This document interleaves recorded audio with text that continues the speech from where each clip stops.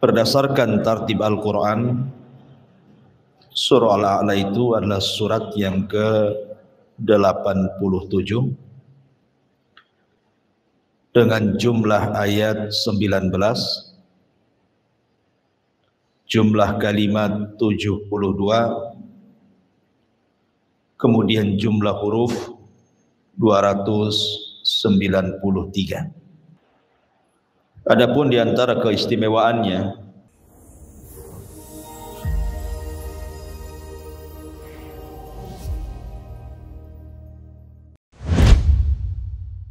Assalamualaikum warahmatullahi wabarakatuh.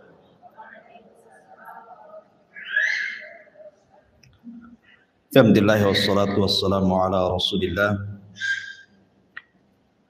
wa ala alihi wa sahbihi wa mawalah wa la hawla wa la quwwata illa billahi wa ba'du.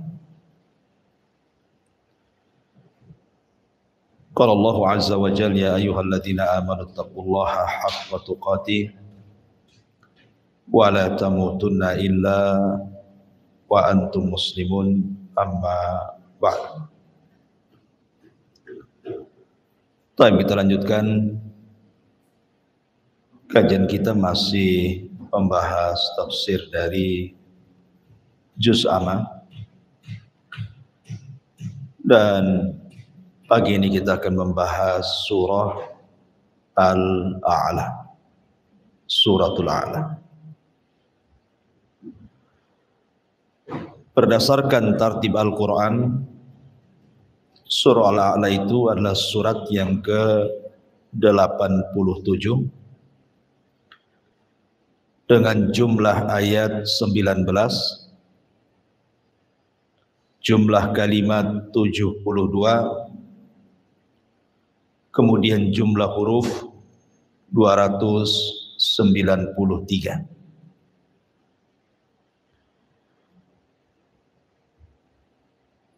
Adapun di antara keistimewaannya, Nabi SAW selalu membaca di hari-hari besar Islam, seperti pada salat Jumat.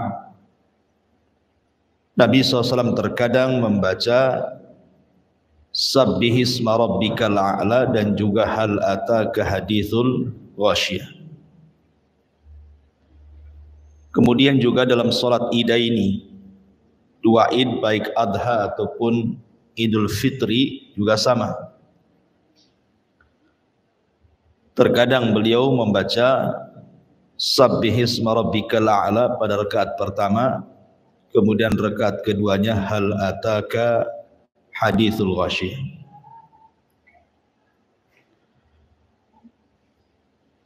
Bahkan salat yang terakhir dilakukan Nabi SAW sebelum wafatnya, salat maghrib, maka beliau membaca pada rakaat pertama Sabbihisma rabbikal a'la, dan rakaat kedua Qul ya ayyuhal kafir. Begitu juga hadis tentang Mu'adz bin Jabal yang sering saya sampaikan, ketika dia mengimami kaumnya kemudian membaca surah Al-Baqarah,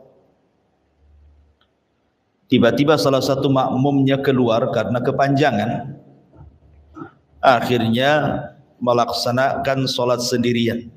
Jadi niatnya dirubah, yang tadinya jadi makmum akhirnya sholat sendiri, menyelesaikan sendiri, tidak ikut Mu'adz sebagai imam.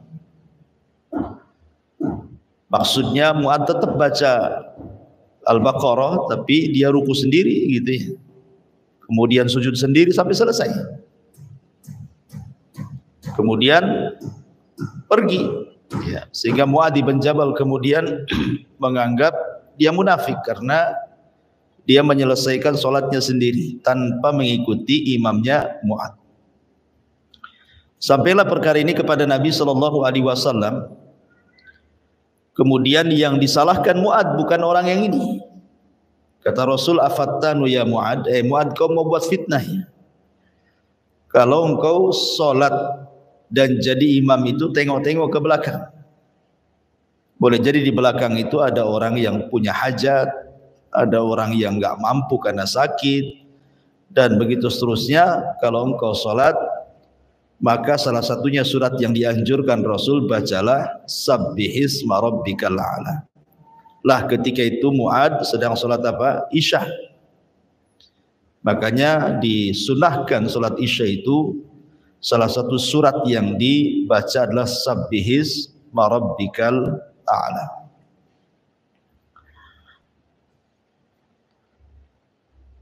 Ini diantara beberapa keutamaan daripada surah sabbihisma rabbikal a'la. Baik. Di sini Allah Subhanahu wa taala berfirman sabbihisma rabbikal a'la. Sucikanlah nama Rabbmu yang maha tinggi.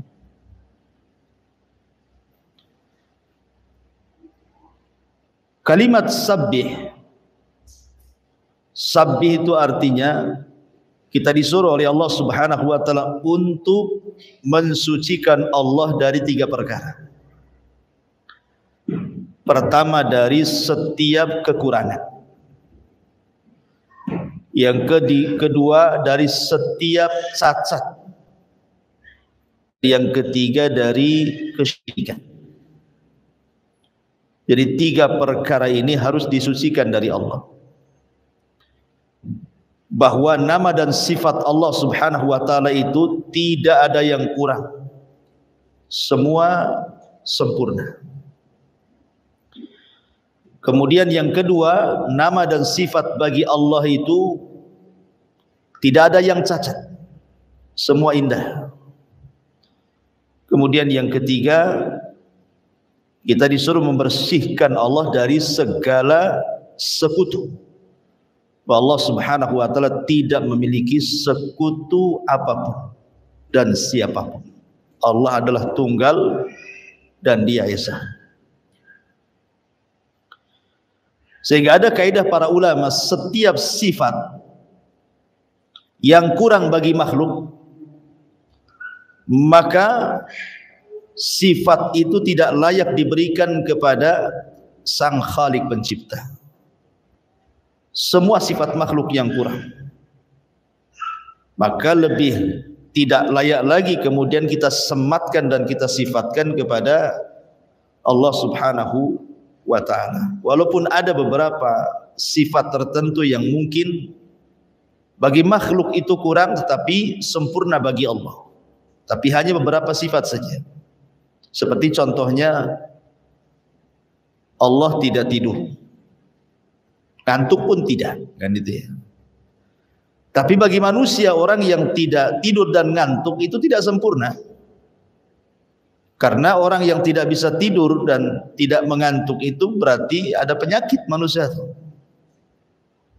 Tapi bagi Allah Subhanahu wa taala justru tidak mengantuk dan tidak tidur itu sifat sempurna bagi Dia.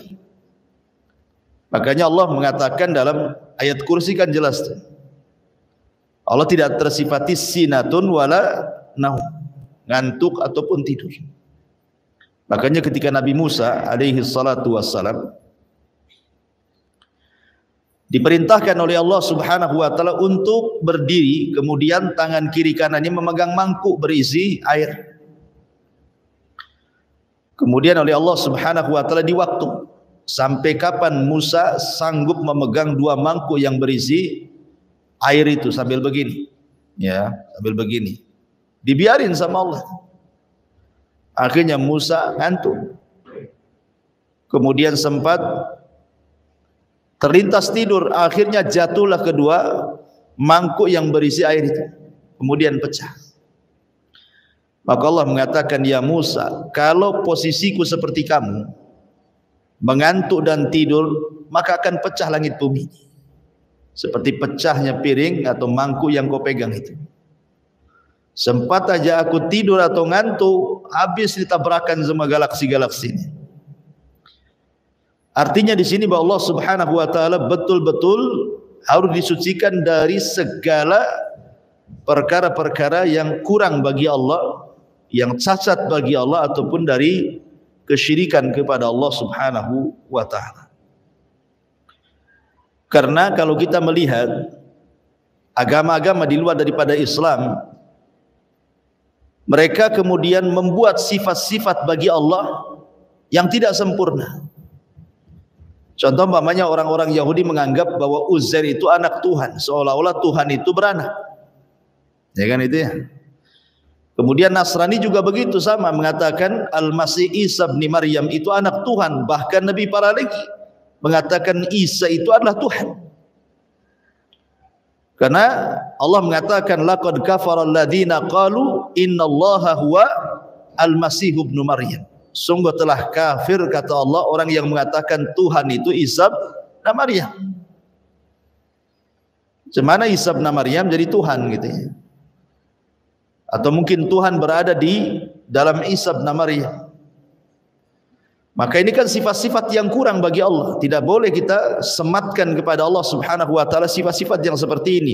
Makanya dengan tegas Allah mengatakan qul huwallahu ahad, Allahus samad, lam yalid wa lam yulad, kan itu. Wa lam yakul lahu kufuwan ahad. Dia tidak dilahirkan dan juga tidak melahirkan. Karena sifat itu sifat kurang bagi Allah. Maka tidak bisa disematkan. Itu makna sabbih di sini. Sabbih isma rabbikal a'la, nama Rabbmu al-a'la, yang maha tinggi. Ketinggian Allah Subhanahu wa taala juga ada 3 macam. Ada yang disebut dengan uluwul qadri. Satu, uluwul qadri, ketinggian kadar namanya. Yang kedua, uluwul qahri, ketinggian al-qahri. Kemudian yang ketiga, al-uluwu az-zati, ulu, ketinggian az-zat, secara zatnya. Inilah makna al-a'la dalam ayat ini. Pertama maksudnya uluwu al-qadari ini. Al-qadri maksudnya Allah itu maha tinggi dari makhluknya secara kadar. Semua sifat-sifat Allah itu lebih tinggi dibandingkan makhluk. Contoh, manusia maha mendengar, Allah juga maha mendengar. Tetapi pendengaran manusia itu kan terbatas. Sampai di mana coba ibu mendengar? Pamannya di pasar Puskopkar gini kan banyak orang ngobrol kan. Kan sampai di sini juga ibu nggak dengar kan apa yang diomongkan orang di sana itu. Padahal kan dekat jaraknya itu 100 meter kan. Kita tidak bisa mendengar apa yang dibicarakan orang dari 100 meter itu. Artinya pendengaran kita terbatas dengan jarak. Ya, hanya beberapa meter aja dari telinga baru kita bisa dengar. Itu yang normal tuh pendengarannya. Kalau yang budak walaupun sebelah nggak dengar aja, ngomong hahaha aja ya, yang budak ya. Kalau yang normal aja nggak bisa kita. Orang di situ di rumah situ ngomong apa kita nggak tahu. Tetapi Allah Subhanahu wa taala maha tinggi atas makhluknya dari semua sifat-sifatnya. Allah maha mendengar. Bahkan bukan hanya yang diucapkan manusia secara lisan, yang tidak diucapkan saja dalam hati Allah bisa dengar. Allah tahu. Jadi itu kan Allah secara kadar lebih tinggi dibandingkan manusia. Allah maha melihat, Allah maha menghidupkan, mematikan, dan begitu seterusnya. Ini disebut uluwu al-qadari namanya. Kemudian yang kedua, uluwul qahri, bahwa Allah itu maha tinggi dibandingkan makhluk secara kekuasaan. Allah itu berkuasa. Allah berkuasa kepada makhluknya. Allah bisa saja sewaktu-waktu menghancurkan kaumnya, menghancurkan makhluknya sesuka dia. Seperti Allah menghancurkan kaum Ad, Allah hancurkan kaum Tsamud, Allah hancurkan kaum Sodom, Allah hancurkan kaum Nuh. Allah berkuasa. Ya. Siapa yang bisa mencegah kekuasaan Allah? Tidak ada. Itu namanya uluwu al-qahri. Kemudian yang ketiga, uluwu zat. Uluwu zat itu secara zatnya memang Allah tinggi. Allah itu berada di atas ketinggian. Allah bukan berada di mana-mana, tidak. Allah itu berada di atas ketinggian. Dan itu berdasarkan dalil dari Al-Quran dan Sunnah, berdasarkan akal, berdasarkan fitrah manusia juga mengatakan seperti itu. Jangan bicara dalil lah, Quran dan Sunnah itu sudah jelas ya kan. Banyak dalil-dalil tentang ketinggian Allah, seperti ketika ada seorang sahabat hendak memerdekakan seorang jariyah, budak wanitanya. Kemudian dia datang kepada Nabi SAW, bolehkah saya merdekakan anak jariyah ini wahai Rasul? Maka Rasul mengatakan, panggil dulu tuh jariyahnya itu, budak wanita itu. Kemudian Rasul mengatakan, Aina Allah, di mana Allah? Maka tiba-tiba budak wanita ini mengatakan, Allahu fis sama, katanya. Allah di atas ketinggian, di langit. Maka Rasul mengatakan, i'tikha fa innaha mu'minah. Merdekakan, dia wanita mukmin, ya kan?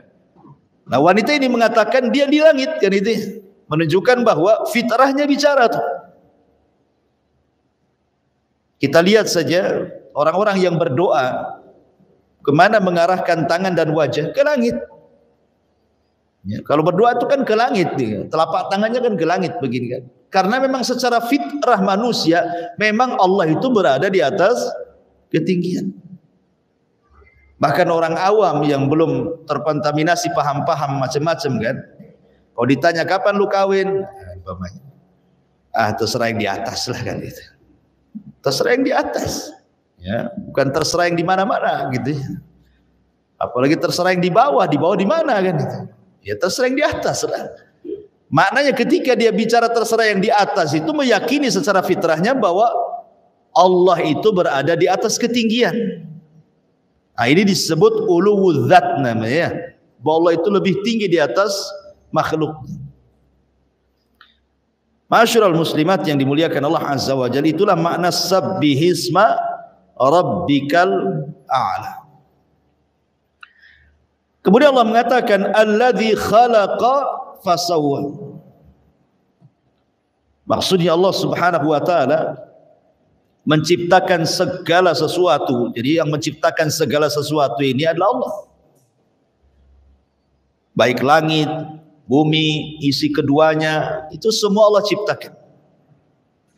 Kemudian fasawwah, bukan hanya sekedar menciptakan, tetapi sawah. Sawah itu artinya akmal sun'atahu, sangat sempurna, sangat indah ciptaannya itu. Jadi bukan hanya sekedar diciptakan, tetapi Allah pun memperhatikan keindahannya, memperhatikan kesempurnaannya. Jangan jauh-jauh lah. Ibu lihat badan ibu sendiri kan. Allah mengatakan wa fi anfusikum afala tubsirun, dan pada diri kalian itu ada tanda-tanda kuasa Allah Azza wa Jalla. Allah menciptakan manusia itu fi ahsani takwim kan, dalam bentuk yang sebaik-baik bentuk, lebih baik dibandingkan binatang, lebih baik dibandingkan jin, lebih baik dibandingkan tumbuh-tumbuhan. Jadi Allah itu bukan hanya sekedar menciptakan manusia saja, tetapi juga memperindah manusia. Ciptanya itu diperindah, disempurnakan betul-betul ya, sehingga dibedakan di antara makhluk yang lainnya. Makanya Allah Subhanahu wa taala mengatakan laqad khalaqnal insana fi ahsani taqwim, kan itu ya. Dan sungguh kami telah ciptakan manusia itu dalam bentuk sebaik-baik bentuk. Sebaik-baik bentuk ini, bagaimana Allah Subhanahu wa taala bisa meletakkan anggota badan itu sesuai dengan hajat manusia coba. Allah letakkan kepala di atas dengan perlengkapannya, mata, telinga, hidung, lisan gitu ya, semua di kepala. Dan itu di depan gitu ya. Coba kalau seandainya di atas sini nih kepalanya ibu ngadap ke langit, gimana kalau hujan tuh? Mungkin hari-hari kebesekan gitu ya. Tetapi kan Allah luar biasa menempatkan sampai kedua tangan. Kedua tangan loh, kiri kanan kok sama panjangnya. Jari-jarinya loh sama panjangnya. Nggak ada panjang sebelah, nah semua sama. Kalau panjang sebelah berarti cacat lah orang itu. Maksudnya kita bicara tentang yang normal, umumnya manusia kan. Dua telinga sama gitu ya.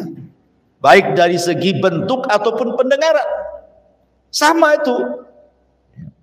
Yang ini dengarnya gitu juga, yang ini dengarnya gitu juga, sama juga dengarnya. Enggak yang satu umpamanya ada orang menangis, kata yang telinga sebelah, enggak itu lagi tertawa katanya. Yang satu enggak lagi menangis, mana ada satu suara kemudian lain-lain dua telinga ini dengarnya. Tidak juga, tetap aja kan satu suara. Begitu sempurnanya Allah Azza wa Jalla, luar biasa. Itu maksudnya alladzi khalaqa fasawwa. Kemudian Allah mengatakan walladzi qaddara fahada. Walladzi qaddara fahada.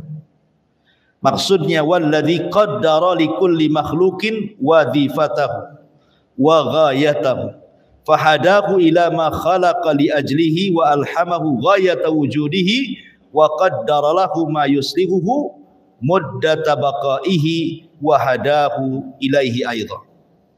Kata ulama tafsir, maksudnya walladzi qaddara fahada, dan yang telah memberikan kadar dan memberikan petunjuk. Maksudnya Allah Subhanahu wa taala memberikan kepada manusia itu bagaimana cara memberikan rizki masing-masing. Kan tidak sama ya, orang bekerja kan tidak sama. Ada yang memang ditakdirkan dia jadi pedagang. Pedagang saja macam-macam. Ya, ada pedagang bumbu, ada pedagang kain, ada pedagang cilok, macam-macam kan. Pedagang saja berbagai macam-macam ya. Ada yang jadi pegawai saja macam-macam. Ya. Jadi macam-macam orang itu diberikan pekerjaan oleh Allah Azza wa Jalla. Jadi jangan kira umpamanya ada orang dalam memasukkan seseorang ke perusahaan, kemudian dia katakan bahwa aku bekerja ini karena si anu. Tidak, Allah yang menjadikan dia kerja di situ. Itu hanya lantaran dia saja. Jangan menasabkan kemudian nikmat kepada selain Allah, itu jadi kufur nikmat jadinya. Jadi kita katakan kalau bukan karena Allah kemudian orang ini tentu saya tidak kerja di sini, kan begitu bahasanya. Jadi semua pekerjaan itu Allah yang takdirkan semuanya. Kadar pekerjaan, ada yang di tani gitu ya, memang dia khusus ladang, sawah. Ada yang di laut, dia nelayan. Ada yang darat seperti bangunan dan begitu seterusnya. Itu disebut qaddarna. Walladzi qaddara fahada. Kemudian juga Allah berikan hada petunjuk. Petunjuk kepada manusia apa yang bermaslahat bagi kehidupannya. Ini nampaknya kalau kerja ini saya tidak bisa, ya, karena saya bukan tukangnya di sini. Nggak bisa, bahaya nih kalau saya suruh kerja ini. Nah, dia tahu kan, insting dia nggak bisa. Seperti ibu umpamanya baru latihan nyetir, baru mungkin 1 jam lah latihan nyetir. Kemudian sosok jago langsung main ke jalan besar gitu ya. Kan ibu kan tahu maslahatnya kan. Ya di jalan kecil aja nabrak-nabrak pohon, gimana pula di jalan besar, kan tahu maslahatnya nih. Ini saya nggak bisa ke sini. Arti insting ibu main di situ. Nggak bisa. Ya. Jadi disitulah maksudnya fahada. Jadi Allah berikan petunjuk kepada yang bermaslahat bagi manusia itu sendiri. Bahkan manusia itu kalau zaman dulu kan orang-orang tua kita, kadang mereka masak asal-asalan saja enak. Entah campur-campur apalah dimasakan itu kan. Tapi kita makan enak. Kalau ibu-ibu zaman sekarang kan tidak, browsing dulu. Bumbunya apa nih? Berapa siung bawang? Orang tua dulu kan instingnya kuat tuh. Ya, main cemplung tapi enak juga gitu ya. Itu siapa yang ngajari orang tua itu coba? Allah semua, itu namanya hada, itu diberikan insting, dia tahu apa yang harus dilakukan dia gitu maksudnya. Nah, kayak orang-orang dulu ngobati orang, toto ke belakang rumah, entah apa-apa rumput diambil itu, dikucek-kucek suruh makan, sembuh dia. Ya. Jadi itu disebut hada. Terkadang Allah berikan insting itu kepada manusia, kepada binatang juga sama. Jadi Allah Subhanahu wa taala berikan insting kepada binatang itu. Bagaimana caranya kemudian binatang ini mencari makan? Ya enggak usah ibu arahkan binatang itu, dia akan cari makan sendiri. Ya. Kecuali kalau binatang yang ibu kurung, ya lainnya harus kasih makan lah. Tapi kalau binatang yang liar itu kayak burung, apa ayam semua, itu pasti dia akan tahu di mana tempat dia mencari makan kan? Karena Allah sudah kasih insting walaupun dia kasih akal. Kenapa? Itulah makna fahada. Fahada gitu. Termasuk juga pamannya cari pasangan binatang, paham dia cari pasangan. Dia tahu nggak kayak manusia ya. Kalau manusia kan dirayu dulu, tengokin dulu kekayaannya gitu, tampangnya dulu. Kalau binatang mana ada kayak gitu kan. Tetapi Allah kasih insting, oh ini tahu pasangannya. Karena nggak ada juga ayam pasangan dengan kucing kan. Padahal nggak punya akal kan. Tetap ayam dengan ayam. Ya, dan ayam jantan pun tak mau juga dengan yang jantan, tetap juga dengan betina kan. Karena nggak ada homoseksual di kalangan binatang itu ya. Homo itu hanya ada di manusia saja. Makanya homo itu lebih jahat dibandingkan binatang. Binatang aja nggak ada. Maksudnya ayam jantan dengan ayam jantan tuh khalwat tuh nggak ada. Yang ada bertarung kan? Iya, nggak mau dia. Tapi manusia ada tuh jantan dengan jantan, di mana coba digelap-gelap tuh. Menunjukkan bahwa perbuatan itu lebih keji dibandingkan binatang. Nah di sini maksudnya walladzi qaddara fahada. Allah berikan insting yang luar biasa. Ma'asyiral muslimat yang dimuliakan Allah Subhanahu wa taala, dan semua makhluk, ya semua makhluk seperti itu. Yang Allah Subhanahu wa taala ciptakan seperti itu. Kemudian Allah Subhanahu wa taala berfirman, "Walladzi akhrajal mar'a faja'alahu ghusaa'an ahwa." Dan yang menumbuhkan rerumputan lalu dijadikannya rerumputan itu kering kehitam-hitaman. Semua makhluk tidak ada yang kekal. Itu isyarat daripada kalimat walladzi akhrajal mar'a faja'alahu ghusaa'an ahwa. Ini menunjukkan bahwa semua ciptaan Allah yang ada di bumi ini tidak ada yang kekal. Tidak ada yang kekal, pasti ada waktunya dia hancur kemudian mati. Ibu nanam bibit cabai, mulai dari bijinya taruh di pot gitu ya. Kemudian muncullah itu. Tumbuh dia. Disiram besar ada 1 meter, kemudian mulai berbuah ya. Kemudian lama-lama hilang buahnya, kemudian menguning daunnya, kemudian kering mati dia. Padahal disiram-siram terus tuh. Artinya bahwa kita saksikan di depan kita itu bahwa tumbuh-tumbuhan akan seperti itu. Lihat kalau musim kemarau kan, lapangan itu berbeda dengan ketika musim hujan. Ketika musim hujan nampaknya lapangan itu hijau gitu. Tapi datang musim kemarau, gundul lapangan itu. Nggak ada lagi rumput-rumput yang hidup di situ. Lah harusnya manusia itu mencontoh apa yang terjadi kepada tumbuh-tumbuhan itu. Bahwa manusia itu sama dengan mereka gitu ya. Mulai dari bayi, kemudian menginjak remaja, kemudian jadi dewasa, kemudian akhirnya menikah, kemudian tua, punya cucu, meninggal juga manusia itu. Seperti itulah maksudnya Allah pesan kepada kita dengan kalimat walladzi akhrajal mar'a faja'alahu ghusaa'an ahwa, bahwa tidak ada yang kekal. Karena ketika Allah menumbuhkan rerumputan, maka Allah jadikan rerumputan itu setelah lama kemudian kering, kemudian kehitam-hitaman, kemudian rumput itu mati. Dari sini menunjukkan bahwa manusia itu akan mati. Sekaya apapun mati. Raja-raja mati. Kemudian orang kaya juga mati. Pemimpin-pemimpin mati. Para nabi juga mati. Orang yang lebih mulia jauh berlipat-lipat dibandingkan kita, siapa? Rasul kita Muhammad SAW meninggal juga. Jadi tidak ada yang kekal di dunia ini. Siapa yang kekal? Sekaya apapun, mau uangnya 1 gudang pun tetap saja kalau waktunya mati-mati. Ya. Kemudian di sini Allah mengatakan sanukriuka fala tansa. Kami akan membacakan Al-Qur'an kepada wahai Muhammad, fala tansa. Maka jangan kau lupa. Di permulaan ketika Jibril turun kepada Nabi SAW menurunkan wahyu. Jadi Nabi SAW itu selalu mengikuti gerakan mulutnya Jibril.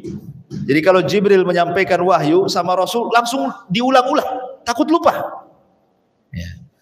Maka kemudian Allah mengatakan la tuharrik lisanaka lita'jalabi.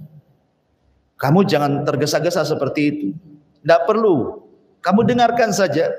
Karena kami akan kumpulkan Al-Quran dan kami akan letakkan di dada wahai Muhammad. Atau Allah mengatakan sanukriuka fala tansa. Aku akan bacakan Al-Quran kepadamu dan engkau tidak akan pernah lupa. Inilah perbedaan antara Nabi SAW dengan Nabi Adam. Nabi Adam alaihi salatu wassalam lupa dia. Banyak lupa. Dibacakan kepada Adam lupa. Tetapi Rasul sallallahu alaihi wasallam tidak pernah lupa. Makanya lihat Nabi Adam itu ketika diperlihatkan oleh Allah umatnya. Jadi ketika diusap punggungnya itu kan keluar ruh-ruh umatnya tuh, sampai kiamat. Kemudian Adam diperlihatkan satu turunannya namanya Nabi Daud. Kata Adam, itu siapa tuh? Itu Daud turunan. Ya, aku takjub dengan dia karena ada cahaya di kepalanya, di dahinya ada cahaya. Kemudian kata Adam, berapa usianya itu? Maka dikatakan kepada Adam usianya cuma 60 tahun saja. Oh, pendek sekali. Kalau begitu aku sisihkan usiaku 40 tahun untuk turunanku yang namanya Daud ini, sempurnakan menjadi 100 tahun. Adam itu diberikan usia 1000 tahun. Artinya kalau seandainya diberikan kepada Daud 40 tahun, berarti sisanya 960 tahun. Ketika usia Adam 160 tahun, datang malakul maut. Kemudian mengatakan, ya Adam, bahwa usiamu sudah habis 960 tahun. Kata Adam mengatakan, oh enggak, masih sisa 40. Kata malaikat maut, lah bukankah kau sudah kasih kepada turunanmu Daud? Kapan aku kasih ya? Enggak pernah aku kasih. Lupa Adam. Ya. Jadi kalau ibu umpamanya pinjam uang kemudian lupa tidak bayar, ya wajar, memang ibu turunan Adam gitu. Kalau lupa, cuman yang repotnya kan bukan lupa, memang sengaja dilupakan gitu. Intinya bahwa Nabi Adam itu lupa, orangnya mudah lupa. Tapi Nabi SAW mengatakan sanukri'uka fala tansa. Makanya kenapa turunan Adam disebut al-insan. Insan itu diambil dari kata nisyan. Nisyan itu artinya lupa. Tapi Nabi SAW tidak, sanukri'uka fala tansa. Karena Adam juga diajarkan oleh Allah berbagai macam pengetahuan, kan, nama-nama segala sesuatu. Sanukri'uka fala tansa illa masya Allah, kecuali jika Allah menghendaki. Maksudnya menghendaki itu maksudnya Allah Subhanahu wa taala hendak mengganti ayat atau memansuh dengan yang lebih baik lagi, sebagaimana Allah mengatakan manansakh min ayatin au nunsiha na'ti bi khairi minha au mithliha. Tidak ada kami menghapus satupun ayat dalam Al-Quran, manansakh min ayatin, ataupun kami nunsiha menghapuskannya, kecuali kami datangkan yang lebih baik atau yang semakna. Kecuali memang Allah berkehendak seperti itu. Pamannya ayat ini dimansuh, dihapus hukumnya. Ya. Maka Allah akan datangkan ayat yang lain sebagai gantinya yang jauh lebih baik hukumnya. Itu maksudnya illa masya Allah. Innahu ya'lamul jahra wa ma yakhfa. Sungguh dia mengetahui yang terang dan yang tersembunyi. Allah Maha tahu yang telah, yang sedang, dan yang akan datang. Allah itu Maha tahu. Bahkan kepada sesuatu yang mustahil terjadi, kalau terjadi pun Allah Maha tahu. Seperti apa? Seperti umpamanya orang kafir yang kemudian dihidupkan kembali ke dunia. Allah Maha tahu kalau itu terjadi pasti dia kafir lagi. Makanya Allah mengatakan lauruddu la'adu limanu. Kalau seandainya mereka dikembalikan orang kafir itu ke dunia, pasti mereka buat kafir lagi. Kan menghidupkan orang yang sudah di neraka dikembalikan ke dunia kan mustahil. Tapi kalau itu terjadi Allah tahu. Buktinya Allah mengatakan lauruddu la'adu limanuhu. Kalau mereka dikembalikan ke dunia pasti kafir lagi, kan itu ya. Menunjukkan bahwa kepada sesuatu yang mustahil terjadi, kalau terjadi saja pasti tahu. Dan ini alasan yang disebutkan para ulama kenapa orang kafir itu dikekalkan di neraka. Coba, masa dosa 60 tahun kemudian masuk neraka sama sekali tidak keluar dari neraka? Bagaimana ini? Ya kan, orang kafirnya umpamanya usianya ada yang 40 tahun dia meninggal, ada yang 30 tahun dia meninggal, ada yang 60 tahun meninggal. Oke lah, sudah balik 15 tahun, berarti anggaplah 20 tahun dia hidup, meninggal. Cuman dari balik ke kekufurannya itu dianggap 5 tahun. Tapi karena dia kafir, masuk neraka dikekalkan di dalamnya. Kok bisa? Ya, maka jawabannya ini. Jawabannya, sebab kalau seandainya orang kafir yang mati itu yang masuk neraka dikembalikan ke bumi, pasti dia kafir lagi. Bukannya tobat, pasti kafir lagi.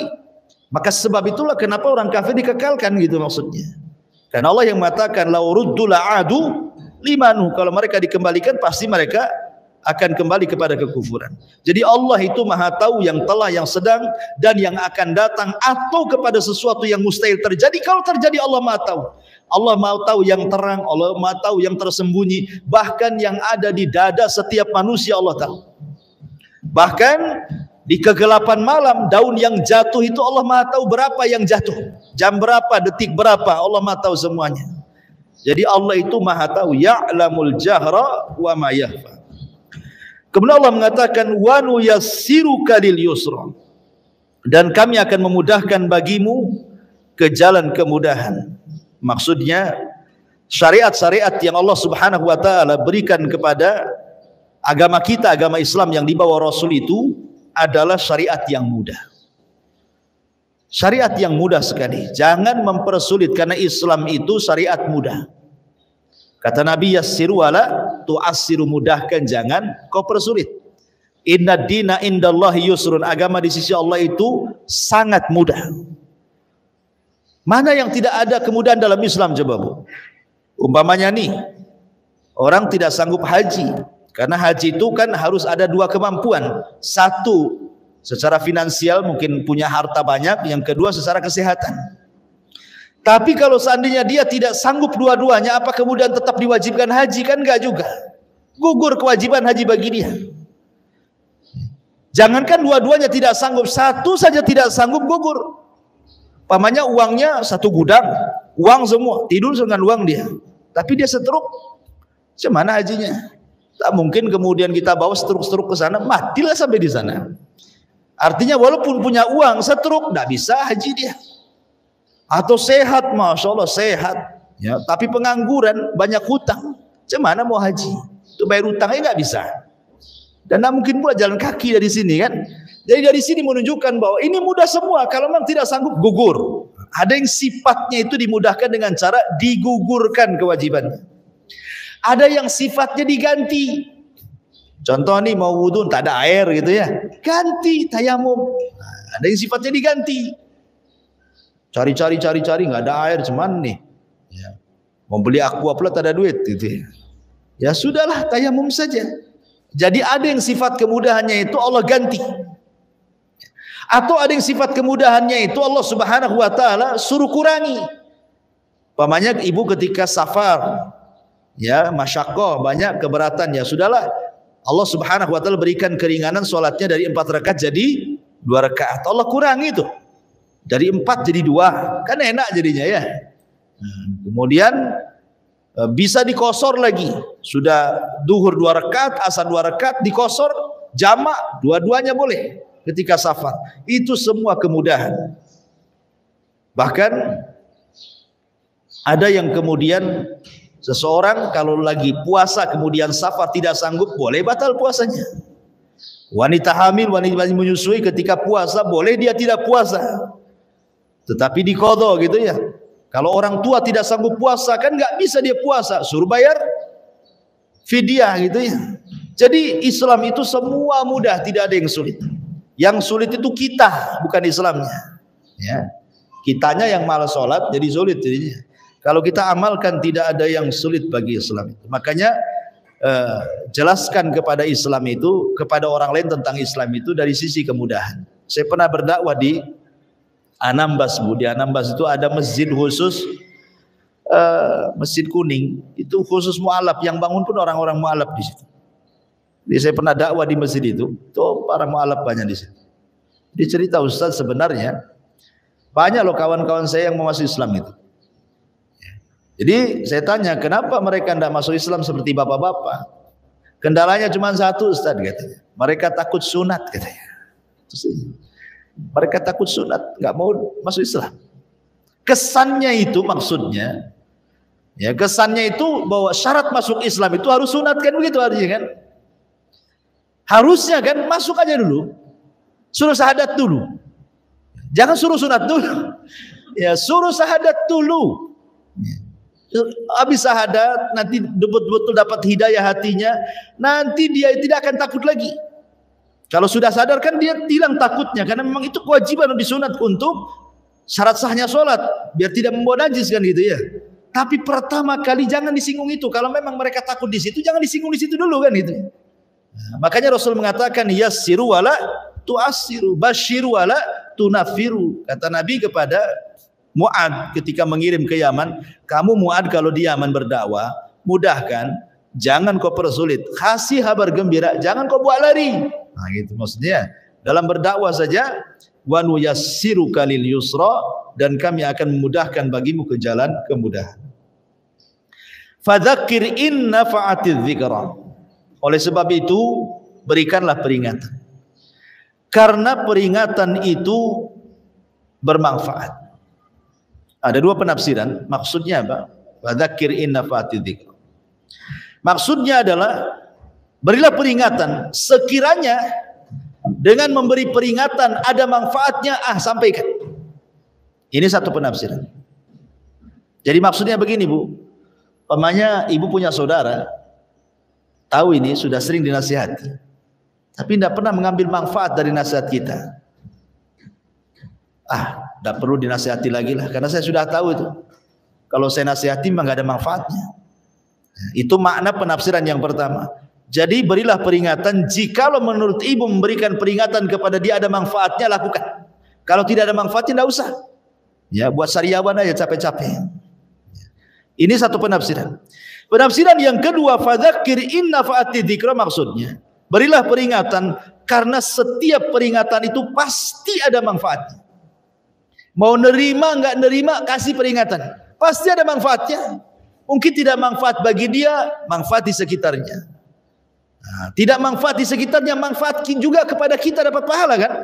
Yang menyampaikan peringatan manfaatnya balik kepada kita juga gitu. Nah, itu makna yang kedua. Maksudnya fadzakir, berilah peringatan in nafa'atiz dzikra, karena setiap peringatan itu pasti ada manfaatnya. Contohnya umpamanya Allah memerintahkan siapa? Musa dan Harun berdakwah kepada siapa? Kepada Fir'aun yang ngaku Tuhan. Padahal Fir'aun juga tidak mengambil peringatan dari Musa kan, tetap aja dia mati kafir. Si Fir'aun itu malah menentang Musa. Nah, jadi ada dua penafsiran. Penafsiran yang pertama saya ulang, berilah peringatan jikalau dalam memberi peringatan itu ada manfaatnya. Kalau enggak ada ya enggak usah. Ini satu penafsiran. Penafsiran yang kedua, sudah kasih aja peringatan, pasti nanti ada manfaatnya juga gitu ya. Itulah fadzakir inna fa'atiz dzikra. Dan Nabi SAW ini kan perintah kepada Nabi awalnya. Fadzakir wahai Muhammad, berilah peringatan. Dan Nabi SAW adalah orang yang sangat-sangat gigih memberikan peringatan kepada umat manusia.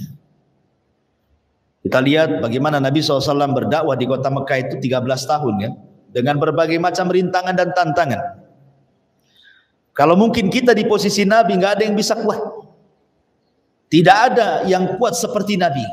Jadi kalau kita ini orang-orang yang lemah imannya, diposisikan di posisi Nabi, resign jadi Nabi. Ya. Makanya Allah Subhanahu wa taala pilihkan Nabi itu tidak sembarang Nabi. Nabi yang memang betul-betul memiliki kesabaran yang luar biasa. Makanya kenapa Nabi SAW itu dimasukkan dalam level Nabi yang dikatakan ulul azmi minar rusul. Artinya kalau sudah tingkatan ulul azmi itu memang paling penyabar Nabi ini. Ya, ulul azmi itu kan dikenal kesabarannya. Lihat Nabi ketika berdakwah kepada penduduk Taif kemudian ditolak, dilempari kan, malaikat Jibril kan bawa tuh dua malaikat penjaga bukit Taif itu dan mengatakan, ya Muhammad, saya ini bawa dua malaikat yang jaga bukit Taif katanya. Tinggal kau perintahkan sama dia. Nanti dia angkat tuh bukit Taif, mana-mana orang yang sudah menghinamu nanti akan dihempaskan dengan bukit itu. Coba Bu, ya.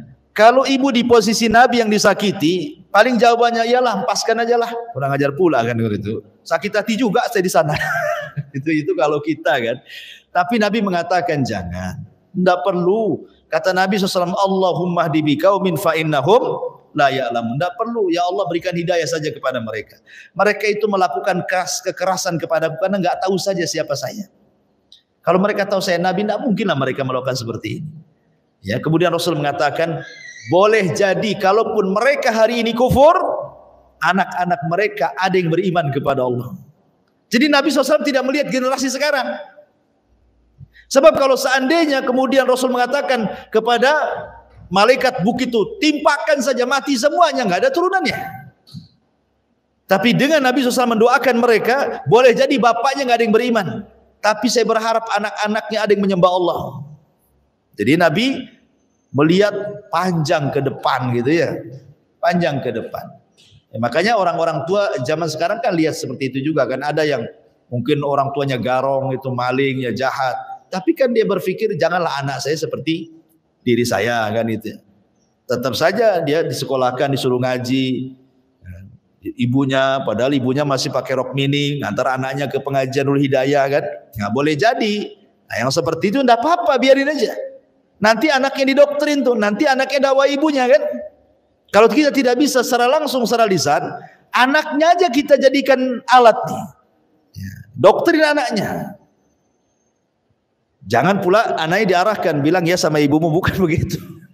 Nanti nggak mau lagi ngaji di sini kan itu. Artinya didoktrin saja bahwa itu tidak boleh, aurat, dinampakkan aurat itu haram dan begitu. Nanti kan dia akan ngomong sama ibu. Nah, terkadang kan dapat tersampaikan hidayah kepada orang lain itu tidak mesti kita langsung kan, bisa lewat orang lain. Itu maksudnya fadzakir in nafa'ati dzikr. Sayadzakkaru man yakhsha. Orang-orang yang takut kepada Allah akan mendapatkan pelajaran. Wa yatajannabuhal ashqa, dan orang-orang yang celaka, orang kafir akan menjauhi pelajaran. Alladhi yaslan naral kubra, orang-orang yang memasuki api yang sangat besar neraka. Tsumma la yamutu fiha wa la yahya, selanjutnya dia tidak akan mati dan tidak pula hidup. Di sini Allah mengatakan sayadzakkaru man yakhsha. Orang-orang yang takut kepada Allah pasti akan mengambil pelajaran dari peringatan, itu maksudnya. Lah karena orang-orang yang takut, yang khusyuk kepada Allah itu mudah mendapatkan hidayah. Makanya kenapa Allah Subhanahu wa taala berikan hadiah kepada orang-orang yang takut kepada Allah dengan 2 sorga. Allah mengatakan waliman khafa maqama rabbih jannatan. Dan bagi orang yang takut kepada Allah Azza wa Jalla, maka sudah disediakan 2 istana bagi dia di surga. Kemudian wa yatajannabuhal ashqa, dan orang-orang yang celaka, orang kafir pasti akan menjauhi peringatan. Dari 2 ayat ini kita tahu bahwa tidak semua orang bisa kita arahkan kepada hidayah. Ada juga yang menolak, ada juga yang menerima. Jangankan orang lain, di sekitar keluarga pun sama. Ya. Kita lihat Nabi Ibrahim, kurang apa lembutnya loh, dia berdakwah kepada ayahnya Azar itu. Lembut kali Ibrahim itu, disebutkan dalam Al-Quran, ya abati, wahai ayah bundaku, kenapa kau menyembah Tuhan yang enggak dengar, yang enggak melihat, yang enggak bisa melindungi gitu kan. Itu kan lembut tuh. Ya. Jadi dengan lembutnya Ibrahim gitu ya, menyampaikan hidayah Allah kepada bapaknya Azar. Ya namanya taufik milik Allah, tetap saja Azar buat patung, jual patung, nyembah patung, ngajak orang nyembah patung kan, sampai meninggal. Azar itu seperti itu. Sampai pada hari kiamat Ibrahim bertemu dengan Azar. Bertemu dengan Azar. Nanti pada hari kiamat bertemu Ibrahim dengan bapaknya Azar. Dan kepalanya penuh dengan debu. Kemudian Ibrahim mengatakan kepada bapaknya, bukankah sudah kukatakan waktu di dunia, jangan kau bermaksiat kepadaku. Kata bapaknya, iya, sekarang saya tidak akan bermaksiat lagi. Manfaat nggak kalimat seperti di akhirat? Ya nggak akan manfaat. Tidak akan manfaat seperti ini, karena ini namanya khasyiatun nasibatun, khasyiatun di mana? Di surah Al-Ghasyiyah. Wujuhu yawma idin khasyatun 'amilatun nasibatun tasla naran hamiyah, kan itu. Jadi khusyuk, beramal keras, kemudian lelah letih, beribadah di akhirat, itu tidak ada manfaatnya. Kenapa? Tasla naran hamiyah, ujung-ujung masuk neraka juga. Kalau ingin manfaat khusyuknya, kalau ingin manfaat kerja kerasnya, kalau ingin manfaat lelahnya di dunia, jangan di akhirat. Karena akhirat itu bukan tempat amal, kan itu. Lah ayahnya Ibrahim mengatakan kepada Ibrahim, sekarang saya taati engkau wahai anakku. Akhirnya Ibrahim akhirnya menghadap Allah dan mengatakan, ya Rabb, bukankah kau sudah berjanji kepadaku, kata Ibrahim, bahwa engkau tidak mungkin membuat aku sedih pada hari aku dibangkitkan. Sekarang bapakku siap taat kepadaku, ya. Apakah kau akan masukkan juga dia ke neraka? Maka Allah Subhanahu wa taala mengatakan kepada Ibrahim, ya, karena ayahmu kafir, ya. Ayahmu kafir, dia berhak masuk neraka.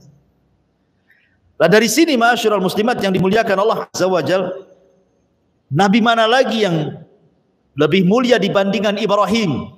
Ya, setelah Rasulullah SAW tentunya, kan. Tapi dia sendiri tidak sanggup memberikan hidayah kepada Azar bapaknya.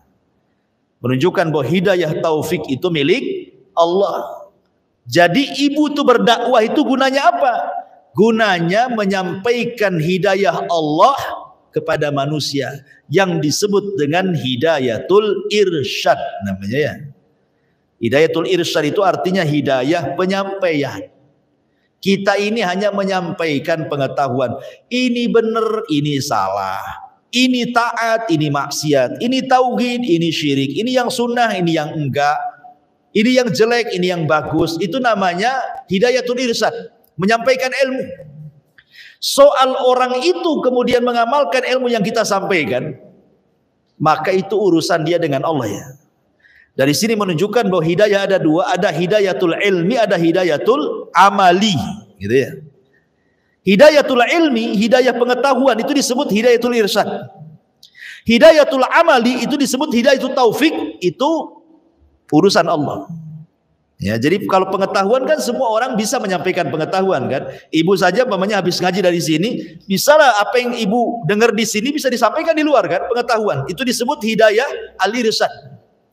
Tapi orang yang ibu dakwai, apakah dia mau mengamalkan apa yang ibu sarankan atau tidak, itu sudah urusan taufik namanya.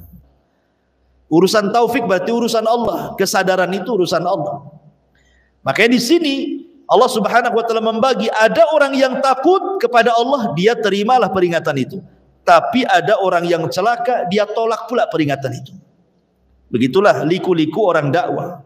Nabi Nuh istrinya pula yang kufur. Nabi Lut istrinya juga yang kufur. Nuh ditambah lagi anaknya Kan'an kufur. Kemudian siapa lagi? Nabi Muhammad SAW, paman-pamannya, coba dari 4 paman yang masih hidup sampai kenabian, 2 kafir. Ya, siapa? Abu Lahab dan Abu Talib. Kalau Abu Talib masih mending lah, walaupun kafir tapi tidak memusuhi Nabi. Tapi Abu Lahab itu jelas-jelas musuhi Nabi. Bahkan yang pertama kali musuhi Nabi lagi. Kurang apa akhlaknya Nabi? Akhlaknya Nabi itu mukjizat. Saya contohkan akhlaknya Nabi mukjizat itu. Rasul itu senantiasa senyum. Itu kan mukjizat, Bu. Rasul itu bermuka masam sekali seumur hidupnya. Kalau bukan mukjizat apa namanya, coba? Ibu setahun senyum terus? Enggak, mana ada. Ya, kurang belanja aja merenggut. Itu kan. Kena semprot suami dah enggak senyum lagi, kan. Jadi Rasul itu senyum terus, tetapi bermuka masam sekali seumur hidup Rasul itu. Bayangkan di seumur hidup bermuka masam sekali saja. Gara-gara apa? Kedatangan Abdullah ibn Ummi Maktum ketika dia berdakwah kepada kaumnya, kepada orang-orang pembesar Quraisy dengan harapan kalau kepalanya kena Islam pasti akan kabilahnya masuk Islam. Datang Ibnu Ummi Maktum, orang miskin, buta lagi, kan. Kok ganggu acara saya? Rasul bermuka masam memalingkan mukanya. Tapi Allah kemudian menegur Nabi. Yang salah bukan Ibnu Maktum, tetap yang salah Nabi. Ditegur, abasa wa tawalla an ja'ahul a'ma. Makanya kenapa selepas itu Rasul sangat menghargai Ibnu Ummi Maktum. Kalau dia datang, apa kata Rasul? Marhaban biman atabani Rabbi. Selamat datang karenamu aku ditegur Allah, katanya. Itu Nabi itu sama Ibnu Maktum itu kan. Kemudian Allah mengatakan, alladzi yaslan naral kubur. Siapa orang yang celaka itu? Orang-orang yang akan masuk api yang besar. Orang-orang yang menolak peringatan Al-Quran, maka mereka akan masuk ke dalam neraka yang besar. La yamutu fiha wa la yahya. Selanjutnya dia tidak mati dan tidak hidup. Maksudnya tidak mati dan tidak hidup itu karena azabnya kekal. Jangankan azab neraka, contoh nih, azabnya azab kubur. Nabi SAW pernah diperlihatkan azab kubur. Ada orang diterlentangkan. Kemudian yang satunya berdiri pegang batu, yang satu terlentang, yang satu berdiri pegang batu. Kemudian batunya dihantam-hantamkan di kepalanya sampai hancur. Kemudian setelah hancur batunya di kepalanya nih, kemudian dia pergi mengambil batu lagi. Setelah dia ngambil batu lagi, datang lagi, rupanya kepalanya balik lagi, dia bagus. Dibenturkan lagi, hancur lagi, mati lagi. Pergi lagi ambil batu, datang lagi, balik lagi. Itulah maknanya di sini, la yamutu fiha wa la yahya. Enggak ada kematian dan juga enggak ada kehidupan. Pokoknya habis mati dihidupkan lagi, habis mati dihidupkan lagi. Seperti surah An-Nisa contohnya, kullama nadijat juluduhum badalnahum juludan ghairaha liyadzuqul adzab. Setiap kulit mereka terkelupas karena terkena sengatan api jahanam, maka Allah kasih kulit yang baru. Terkelupas lagi, Allah kasih kulit yang baru. Terkelupas lagi, Allah kasih kulit yang baru sampai mereka merasakan azab, kata Allah. Ya, itulah makna summa la yamutu fiha wa la yahya. Selanjutnya dia di sana tidak mati dan tidak pula hidup, tersiksa. Ma'asyiral muslimin yang dimuliakan Allah Subhanahu wa taala. Kemudian di sini Allah mengatakan, qad aflaha man tazakka. Sungguh beruntung orang-orang yang mensucikan dirinya. Wa dzakara asma rabbih fasalla, dan mengingat nama Rabbnya lalu dia salat. Kalimat qad aflaha man tazakka. Sungguh beruntung orang-orang yang mensucikan dirinya. Maksudnya di sini at-tathhiru min kulli rijsin wa danasin. Orang-orang yang membersihkan pada dirinya setiap kotoran dan juga setiap najis. Kapan itu? Maksudnya bagi orang-orang yang hendak melaksanakan salat. Jadi disuruh untuk membersihkan jiwa dan juga kotoran, karena orang yang sholat itu kan harus wudhu. Wudhu berarti menghilangkan hadas kecil. Kalau mandi menghilangkan hadas besar. Cukup tidak, menghilangkan najis juga. Berarti hilang najis, hilang hadas, gitu ya. Bahkan salah satu penyebab khusyuknya sholat itu pun adalah dari wudhu. Orang yang bisa menghadirkan niat ketika wudhu, maka dia bisa menghadirkan niat ketika sholat. Ada seorang ulama salaf ditanya, ya imam, saya ini kalau sholat nggak pernah khusyuk. Badan saya di sini, hati saya entah kemana. Bagaimana caranya? Maka ulama salaf ini mengatakan lakukan 3 perkara. Pertama, hadirkan hati saat wudhu. Hadirkan hati saat wudhu. Kalau ibu wudhunya bagus gitu ya, betul-betul ibu itu ketika wudhu tidak salah-salah. Diperhatikan berapa kali Rasul mengusap tangan, mengusap kepala, kaki dan begitu seterusnya dari anggota wudhu. Kemudian berapa kali basuhan, kemudian betul-betul dicuci gitu ya. Memang dengan sabar ibu wudhu, tidak cepet-cepetan. Karena ada orang yang main cepet-cepetan kan, khususnya ketika nyuci kaki main seblok saja kan. Harusnya kan digosok-gosok kaki itu kan, karena atopnya kepada kalimat fagsilu, ya cuci gitu ya. Cuci itu kan harus ada gosokan. Ya. Kalau ibu nyuci kaki harus digosok-gosok gini ketika wudu.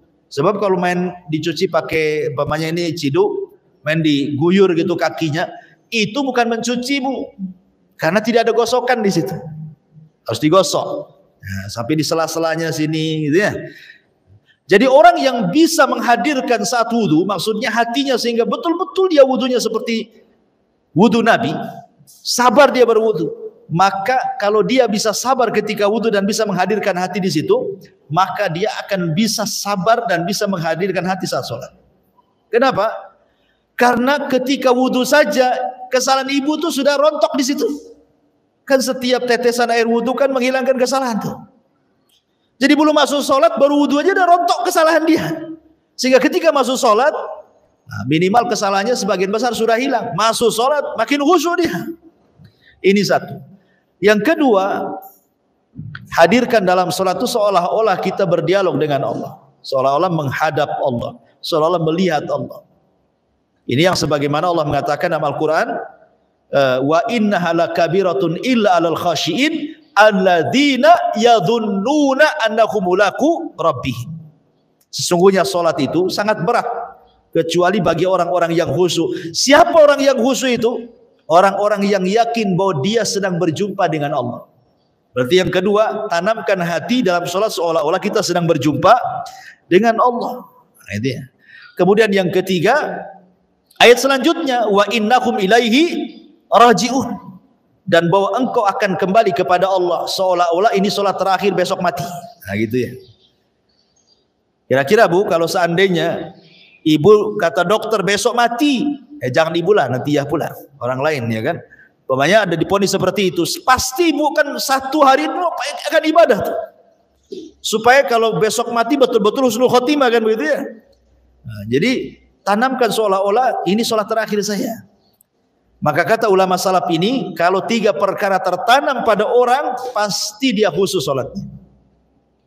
Dan itulah qad aflaha man tazakka, sungguh beruntung orang-orang yang tazakka, membersihkan, maksudnya dari hadas kecil, hadas besar, karena dia hendak berzikir kepada dan sholat. Ini satu penafsiran. Penafsiran yang kedua, maksudnya tazakka di sini artinya zakat. Artinya zakat, sedekah. Ya, karena Allah mengatakan khudh min amwalihim shadaqatan tutahhiruhum wa tuzakkihim biha. Ambillah dari harta orang-orang kaya itu untuk disedekahkan supaya membersihkan hati dan juga membersihkan harta mereka. Jadi tazakka di sini artinya sedekah ataupun zakat untuk dalam rangka membersihkan jiwa dari kebakhilan dan membersihkan harta dari keharaman. Wa dzakara asma rabbih, dan dia pun mengingat Allah, fa shalla, kemudian salat. Dari tiga kalimat ini ada juga yang memaknai begini. Kalau ibu ingin khusus salat, maka yang pertama sebelum salat ibu sedekah. Karena di sini kan runtunannya qad aflaha man tazakka, sungguh beruntung orang yang sedekah, yang zakat. Kemudian setelah itu wa dzakara asma rabbi, mengingat Allah. Jadi kalau masuk masjid ingat Allah, baca doa masuk masjid kan itu. Kemudian fasolah, kemudian dia sholat. Berarti di sini ada tiga langkah kan? Zakat, zikir, sholat gitu ya. Sehingga ada sebagian orang mengatakan kalau ingin khusus sholat maka dahului sholat itu dengan sedekah. Kasih sedekah dulu kemudian sholat. Ya, umpamanya masuk masjid sebelum ibu sholat, tengoklah mana ada kotak tuh. Ah, di pojok ada kotak tuh. Ya, ibu masukkan uang, baru kemudian ibu sholat, itu maksudnya. Ada juga yang mentafsirkan seperti itu. Qad aflaha man tazakka wa dzakara asma rabbih wa shalla. Kemudian Allah mengatakan bal tu'thirunal hayatad dunya wal akhiratu khairun wa abqa. Bahkan mereka lebih mendahulukan kehidupan dunia padahal akhirat jauh lebih baik dan jauh lebih kekal. Disinilah kita diajari satu sifat yang mulia yang disebut dengan az-zuhd wal wara. Zuhud dan wara gitu ya. Zuhud itu ada yang mengatakan meninggalkan sesuatu yang tidak bermanfaat untuk akhirat. Kalau wara meninggalkan sesuatu yang memadaratkan untuk akhirat. Itu bedanya zuhud dengan wara. Saya ulangi, Kata Ibnu Taimiyah, zuhud itu meninggalkan sesuatu yang tidak bermanfaat untuk akhiratnya. Kalau waro meninggalkan sesuatu yang memadorotkan bagi akhiratnya. Berarti waro lebih dalam lagi dibandingkan zuhud. Karena meninggalkan sesuatu yang memadorotkan bagi dia untuk akhiratnya. Nah, kalau zuhud kata Ibnu Taimiyah meninggalkan sesuatu yang tidak ada manfaatnya. Inilah yang disabdakan Rasul, da'ma yaribuka ila mala yaribuka, tinggalkan yang tidak manfaat, ambil yang manfaat. Tetapi dari sekian definisi zuhud, saya suka dengan definisi Al-Imam Hasan Al-Basri rahimahullah ta'ala, seorang tabi'in. Ketika ditanya apa itu zuhud wa imam, zuhud itu artinya engkau meletakkan harta di tangan dan tidak meletakkan harta di hati. Engkau meletakkan harta di tangan dan engkau tidak meletakkan harta di hati. Jadi dunia itu cukup dalam genggaman saja. Sehingga kalau seandainya datang tidak terlalu senang, kalau pergi tidak terlalu sedih. Namanya di tangan. Ya, itu maksudnya ya. Jadi kalau seandainya kita dapat harta, ya tidak terlalu senang. Pergi pun tidak terlalu sedih. Kenapa? Hanya harta itu hanya pindah-pindah tangan saja, bro. Ya, itu kan milik Allah. Kalau Allah mau, Allah berikan pada kita. Kalau Allah mau, Allah ambil, terserah dia lah kan itu ya. Nah, jadi kalau kita meletakkan harta di tangan dan tidak di hati, insya Allah hidupnya tenang. Kalaupun harta pergi, tidak sedih. Harta datang, tidak terlampau gembira. Coba ibu tanamkan kemudian harta itu di hati. Ibu taruh dompet di hati. Walaupun hanya isi 100.000 hilang, itu kayak kiamat besar, Bu. Ya.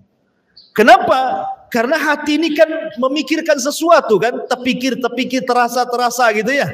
Sesak dadanya akhirnya. Tapi kalau hatinya kemudian tidak ada urusan dengan dunia, ya hanya di tangan saja hartanya gitu kan. Hati ini hanya milik Allah, nggak boleh hati ini nggak boleh ada dunia dalamnya. Hati ini hanya khusus untuk Allah saja. Kalau ibu mampu melakukan seperti itu, maka sebesar apapun dunia yang sampai kepada ibu, ibu tidak akan bangga. Dan sebesar apapun dunia hilang dari ibu, ibu tidak akan sedih. Nah, itulah kenapa kita perlu zuhud di sini. Zuhud itu untuk memberikan ketenangan. Dan zuhud itu jangan diartikan, karena ada orang yang mengambil hadis contohnya. Ketika Nabi SAW tersebar isu dia menceraikan istri-istrinya. Kemudian dia tinggal di sebelah kandang kuda. Ada ruangan gitu ya. Rasul tidur di situ. Umar bin Khattab datang. Kemudian ingin memastikan betul nggak Hafsah diceraikan. Kemudian dia datang kepada Nabi untuk minta izin, mau menanyakan. Ketika melihat Rasul, menangis Umar. Kenapa? Dia tidur di tikar pelapa kurma. Namanya tikar pelapa kurma itu kalau bangun ada garis-garisnya di badan itu. Belum lagi debu yang nempel di badan Rasul. Maka Umar mengatakan, ya Rasulullah, tidakkah engkau menjadi raja seperti raja Persia dan Romawi katanya. Mereka punya kasur-kasur yang empuk gitu ya, bantal-bantal. Kenapa kau seperti ini? Ya. Kemudian Umar menawarkan untuk mengambilkan tikar yang lebih baik lagi. Tapi Rasul mengatakan, amatarda ya Umar, lahumud dunya walanal akhirah, kata Rasul. Ridhokah engkau wahai Umar, bagi mereka orang-orang kafir dunia, tapi bagi kita akhirat. Bagi mereka dunia, bagi kita akhirat. Kau pilih mana? Ya. Jangan pula kemudian disalahartikan ketika Nabi SAW kemudian tidur pakai tikar, ditawari tikar tak mau gitu ya. Berarti zuhud itu maknanya orang itu harus susah gitu ya. Harus kere, harus miskin, pakaiannya robek-robek gitu ya. Makannya nasi yang dijemur di matahari kerak gitu ya. Itu bukan zuhud, itu orang miskin ibu tuh. Jadi zuhud itu bukan tidak mesti harus miskin. Karena Imam Zahidin, ada ulama namanya Sufyan Ats-Tsauri. Itu imamnya orang-orang yang zuhud, tapi paling kaya tuh ulama tuh di zamannya. Sufyan Ats-Tsauri itu kaya raya, ulama besar, tetapi digelari imamnya zuhud. Jadi ada orang datang kepada Sufyan Ats-Tsauri, ya Imam, engkau selalu menasihati tentang zuhud, dan kau imamnya zuhud. Kemudian, tapi bagaimana dengan hartamu yang banyak ini? Orang ini bertanya seolah-olah ingin mengaitkan zuhud dengan harta gitu ya. Tapi lihat jawaban Sufyan Ats-Tsauri. Dia mengatakan kai la yatamandalu 'alal mulk. Laika kai la atamandalu 'alal mulk. Kata dia, kenapa saya harus kaya? Dan kenapa saya harus zuhud? Kalau saya miskin, ya, saya bisa mengambil elap kain ya, untuk mengelap kaki-kaki penguasa. Tidak mungkin kalau saya seandainya tidak kaya, apakah saya harus menjilat penguasa? Meminta belas kasihan mereka supaya diberikan uang kepada saya. Kalau seandainya itu yang terjadi, aku tidak lepas berbicara katanya. Tapi dengan aku kaya, kata Sufyan Ats-Tsauri, pemerintah mau ngomong apa, raja-raja mau ngomong apa, saya pun ngomong apa terserah saya. Saya kan tidak diatur mereka. Karena saya sudah kaya, gitu maksudnya. Ketika kaya itu bebas ngomong kan gitu ya. Orang kaya kan bebas ngomong. Oh saya nggak dikasih makan kamu saja kok. Ngapain saya ikut kamu? Gitu bahasanya kan. Kata Sufyan Ats-Tsauri, kenapa saya kaya? Supaya saya tidak disetir para penguasa itu. Padahal dia kaya. Ya. Nah, seperti itu ya. Makanya Sufyan Ats-Tsauri itu ulama yang kaya, dia pun ulama besar. Kemudian sekarang ustad-ustad disamakan dengan Sufyan Ats-Tsauri, minta ilmu ke ustad, pinjam duit ke ustad gitu. Sampai datang pinjam modal ke ustad. Ya kalau kayak Sufyan Ats-Tsauri enggak apa-apa gitu ya. Ma'asyiral muslimat yang dimuliakan Allah, bal tu'thirunal hayatad dunya wal akhiratu khairu wa abqa. Artinya bahkan kalian lebih mendahulukan kehidupan dunia dan akhirat lebih baik dan lebih kekal. Inna hadza yang terakhir, inna hadza la fi suhufil ula suhufi Ibrahim wa Musa. Sesungguhnya Al-Quran ini terdapat suhuf-suhuf yang pertama dan juga suhuf Ibrahim dan juga suhuf Musa. Sebagian ulama mengatakan, jadi ketika Allah Subhanahu wa taala menurunkan kitab dari langit, maka jumlahnya 104. 104 kitab. Yang 4 ma'ruflah namanya kan, Taurat, Zabur, Injil, Quran. Itu 4 jelas. Yang 100 ini disebut suhuf, lembaran-lembaran. Yang 100 ini dibagi kepada beberapa para nabi. Pertama kepada Nabi Syith. Nabi Syith adalah nabi kedua setelah Adam. Itu 50 lembar suhuf. Kemudian diberikan kepada Idris 30 lembar suhuf. Kemudian diberikan kepada Ibrahim 10 lembar suhuf. Kemudian diberikan kepada Musa 10 lembar suhuf selain Taurat. Berarti jumlahnya sudah 100 kan? Sis 50 ya. Kemudian 30 diberikan kepada Idris, 10 diberikan kepada Ibrahim, 10 diberikan kepada Musa selain Taurat. Berarti sudah 100 tuh. Ditambah dengan Taurat, Zabur, Injil, Quran, berarti 104 ya. Dari 100 suhuf ini Allah Subhanahu wa taala kemudian ringkas menjadi satu kitab namanya Taurat. Kemudian dari Taurat dan suhuf ini Allah ringkaskan lagi di satu kitab namanya Injil. Kemudian Allah ringkaskan semua kitab-kitab langit dari suhufnya, dari Injilnya, dari Zaburnya, dari Tauratnya di sebuah kitab namanya Al-Quran. Jadi Al-Quran itu terkandung semua kitab-kitab. Makanya Allah mengatakan inna hadza, sungguhnya Quran ini la fi suhufil ula, terdapat suhuf-suhuf yang awal-awal, termasuk suhufnya Ibrahim dan juga suhufnya Musa, termasuk Tauratnya, Injilnya, Zabur sudah terangkum dalam Al-Quran. Jadi ketika kita megang Quran saja sudah mencukupi dari semua kitab-kitab langit gitu maksudnya. Jadi kenapa kita tidak bangga bahwa Quran ini mencakup semua agama-agama di luar ya, jadi kita tidak berhajat kepada Taurat, kita tidak berhajat kepada Zabur atau Injil. Makanya ketika Umar membawa lembaran Taurat, Umar itu kan bisa baca ya, dia tidak ummi, cerdas Umar itu. Kalau Rasul kan tidak bisa baca, tidak bisa nulis, tapi Umar itu bisa nulis, bisa baca dia. Jadi dia dapat lembaran-lembaran Taurat, hendak dibaca. Kemudian setelah itu diperlihatkan di hadapan Nabi lembaran Taurat itu.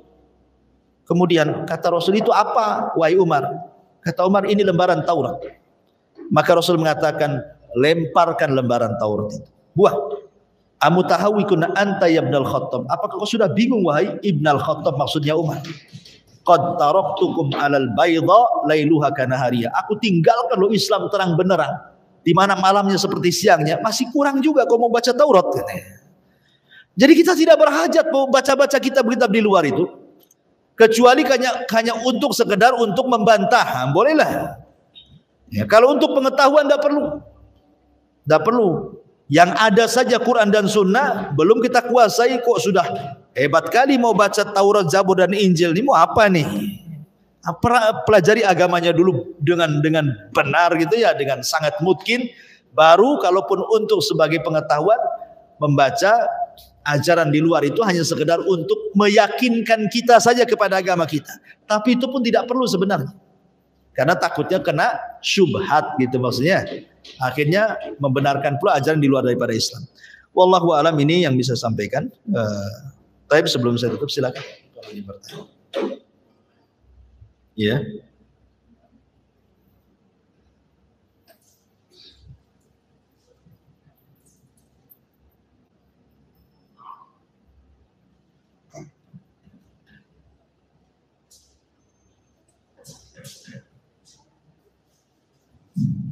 Bismillahirrahmanirrahim. Ini dikali alhamdulillah sudah mengenal agama kita ini dari kecil, tapi kita tidak pengetahuan kita tidak terkaitkan dengan agama kita. Jadi kan orang kita agama atau pengetahuan kayak mengenal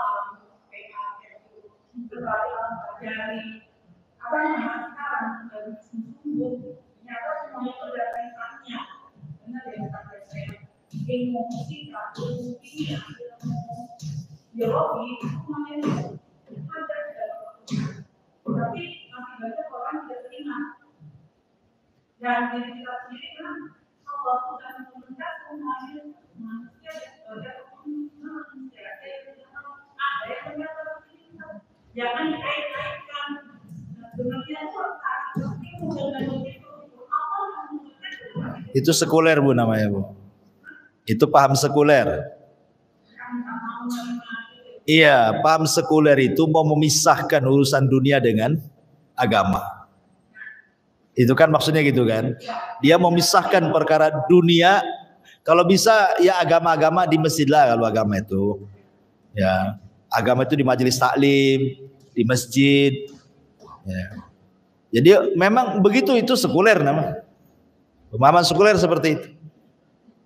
Makanya pemain sekuler itu sampai kepada mempengaruhi soal ajaran zakat dan sedekah. Orang sekuler itu kan sampai mempengaruhi masalah-masalah seperti itu, sehingga orang enggan zakat, enggan sedekah itu karena berpikirnya kalau saya punya dompet isinya 1 juta, kemudian saya ambil 500.000 saya masukkan ke kotak infak. Kalau menurut orang-orang sekuler berarti hilang di dompet 500. Itu paradigma sekuler tuh kan. Tapi kalau kita buang paradigma sekuler itu, kita ambil paradigma Al-Quran, sebenarnya ketika kita ambil 500 dari dompet kita kemudian dimasukkan ke kotak infak, berarti sama dengan memasukkan kembali ke dompet kita ini sebanyak 700 kali lipat, kan begitu ya? Ustaz nggak nampak 700 kali lipat, tetap aja dompet saya kosong berarti ya. Lah makanya dalam Islam itu perlu adanya iman. Oh nanti Allah akan ganti. Dengan cara apa? Allah Maha tahu caranya. Tidak mesti dengan uang yang sama, gitu ya. Bisa saja Allah ganti dengan cara yang harusnya ibu setruk jadi tak setruk. Kalau setruk umpamanya datang ke rumah sakit habislah duit banyak. Boleh jadi mungkin diselamatkan dari kesehatannya. Atau diselamatkan di jalan. Kalau ibu nggak sedekah mungkin ketabrak orang. Ya kalau ketabrak masuk rumah sakit ya berapa duitnya tuh perawatannya. Akhirnya nggak jadi ketabrak, selamat. Nah, bisa juga mungkin dalam bentuk yang lain uangnya. Ya, tapi kan harus kita yakin ya kan. Makanya orang-orang sekuler itu berusaha supaya kita tidak yakin, seolah-olah mereka itu maunya disesuaikan fakta saja. Faktanya kalau kamu ambil uang 1 juta diinfakkan kan hilang di dompet 1 juta. Nah, kan gitu, mereka maunya difakta-faktakan kan, tapi Islam tidak seperti itu. Karena begini, tidak semua yang bisa kita lihat kemudian tidak ada bentuk barangnya. Kenapa orang yang beriman itu selalu diajarkan kalimat sami'na wa ata'na, supaya jangan sampai kemudian ketika di akhirat mata kita melihat jahanam, kita mengatakan absorna wa sami'na, kita melihat dan mendengar. Ya, kan ada ayat yang mengatakan Rabbana absorna wa sami'na farji'na na'mal salihan inna muqinun. Ini ucapan siapa ini? Ini ucapan orang-orang kafir di akhirat. Rabbana ya Rabb kami absorna, kami sudah melihat jahanam. Ya. Wa sami'na, kami sudah mendengar teriakan-teriakannya tuh. Farji'na, kembalikanlah kami ke bumi. Ya, na'mal soleh, supaya kami bisa beramal soleh. Inna mungkin, kami sudah yakin.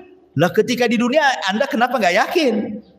Ya, makanya ujian kalimat sami'na wa ata'na itu, kami dengar dan kami taat. Kenapa kami dengar? Tidak kami melihat, karena kita tidak melihat akhirat masalahnya. Makanya cukup kita mendengar dari Al-Quran yang dibacakan kepada kita, yang diajarkan kepada kita. Habis itu ata'na kita amalkan kan? Padahal akhirat itu kan sesuatu yang gaib bagi kita, makanya perlu iman. Untuk menghilangkan pemahaman sekuler ya harus begitu. Kalau nggak begitu ya kemakanlah dia. Akhirnya ujung-ujungnya apa? Adab kubur tak ada. Kenapa? Saya sudah coba kok taruh CCTV itu, tak ada mungkar nakir datang di situ. Ya, katanya kuburan nyempit, tetap aja segitu kuburannya kan itu.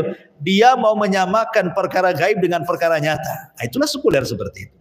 Termasuk juga dunia-dunia teknologi, fisik yang lainnya. Sebenarnya itu bagian daripada sains yang sudah secara tersirat ada dalam Al-Quran secara tersurat. Ya, kemudian dibuktikan lewat sains kan. Ya, seperti itu sebenarnya. Tetapi ada teori yang memang sesuai dengan Quran, ada teori yang tidak sesuai dengan Quran. Yang sesuai ya memang yakin memang seperti itu, dan kebanyakan sesuai.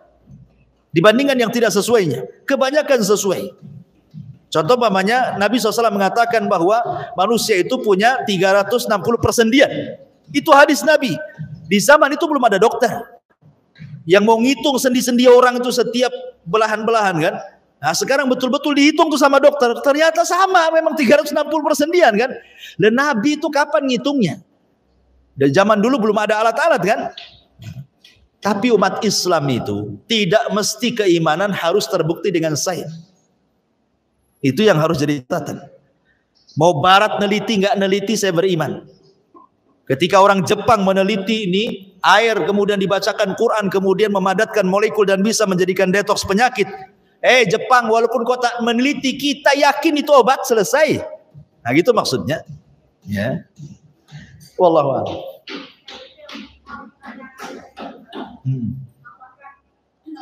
Kalau kita mendapatkan pengetahuan itu, kita share untuk orang yakin apakah dibolehkan? Ya boleh, nggak masalah. Untuk menunjukkan kebenaran Quran, ya kan? Nggak apa-apa, kebenaran hadis. Nabi itu kalau ngomong nggak masalah, hanya untuk sekedar memperkuat saja. Sebenarnya tanpa ada pembuktian pun, orang yang beriman itu harus yakin. Apalagi ada pembuktian. Dan kebanyakan kan pembuktian itu kan dilakukan oleh orang-orang non-muslim. Contoh kenapa orang Islam itu sampai ada seorang orientalis dari barat tuh sudah hafal Quran, orientalis. Ya. Dia memperhatikan orang Islam itu kenapa dia wudu. Kenapa dia wudu ya? Kenapa setiap sholat dia wudu? Diperhatiin. Akhirnya dia tanya sama kesehatan. Ya. Baru sampai kepada memasukkan air ke hidung dan dihirup gitu ya. Sudah masuk Islam dia. Setelah mendapatkan penjelasan dari dokter tentang kesehatan wudhu itu. Belum masuk sholatnya, gerakan-geraknya, belum puasa. Baru wudhu saja orang sudah masuk Islam. Nah dari situ apa kemudian kita harus seperti orang orientalis? Tidaklah kita terlahir Islam. Ya, yang perlu kita adalah ya yakini tentang kebenaran Quran dan Sunnah itu saja. Yang didoktrin itu saja. Kalau tidak ya nanti kena pemahaman tadi orientalis, kemudian sekuler gitu ya. Apalagi sekarang ada lagi liberal, macam-macam ya kan. Wallahu a'lam. Ya, tambahannya ya. yang awalnya kan manusia itu ada manfaatnya untuk dunia. Jadi kalau melakukan atas dunia itu jadi kalau dia kata artinya sampaikan dunia mesti itu. Kalau kita yang kita belajar semuanya ya dengan ini kita ya mau jadi pasti. Tapi kalau misalnya jadi kesehatan, kalau ini melakukan kesehatan, kalau di sana kayak sembuh, ada ini untuk kesehatan. Nah, ada orang yang awam yang benar ya ternyata untuk kesehatan. Yang kalau kita sebut itu, saya kan biasanya salah. Paham. Jadi khawatirkan kalau kita di-sharekan itu kan kita tidak tahu niat hati orang, Bu. Itu kan perasaan ibu saja. Yang jelas ketika kita nge-share itu maksudnya memperkuat wudhu secara sains umpamanya kan. Secara kesehatan gitu ya. Tidak apa-apa, hanya untuk memperkuat bahwa syariat Islam itu memang benar. Dia wahyu. Bukan sembarang ngomong. Nah, kemudian habis itu diamalkan orang dari segi kesehatannya, ya tidak masalah. Ya. Contoh mamanya tidur kailulah. Ibu tidur kailulah kan? Kailulah itu apa?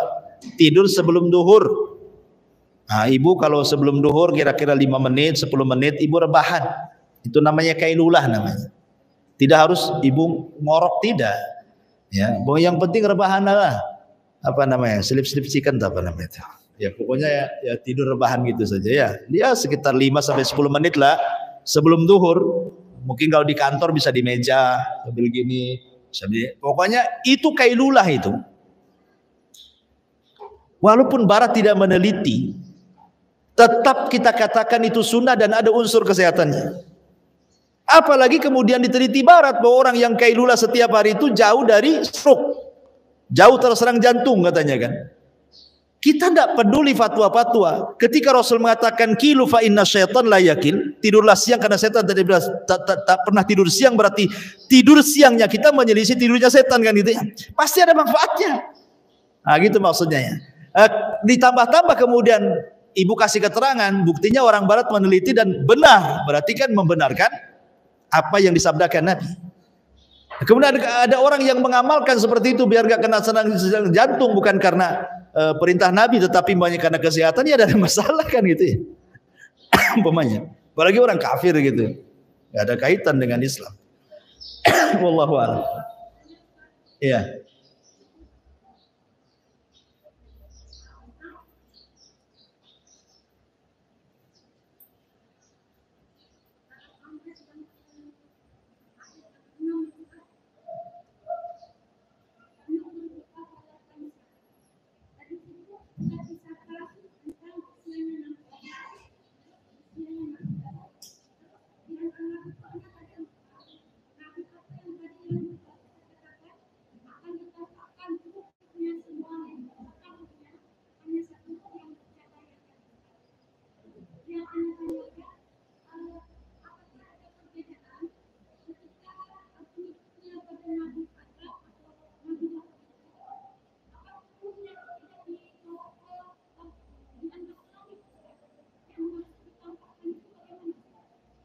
Ruhnya.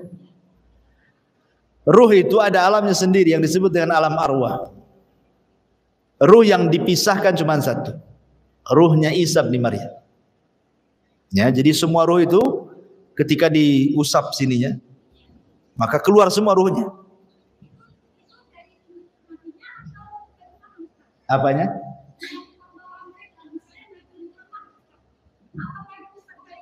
Semua ruh itu diusap dari punggung Adam. Semua turunan Adam itu dari mau semua kita, semua para nabi.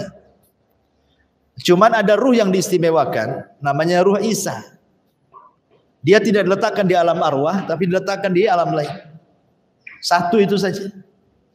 Makanya kenapa kemudian Isa itu disebut Ruhul Kudus, ruh yang disucikan Allah kan begitu. Tetapi kan bukan berarti kemudian dia anak Tuhan, tidak.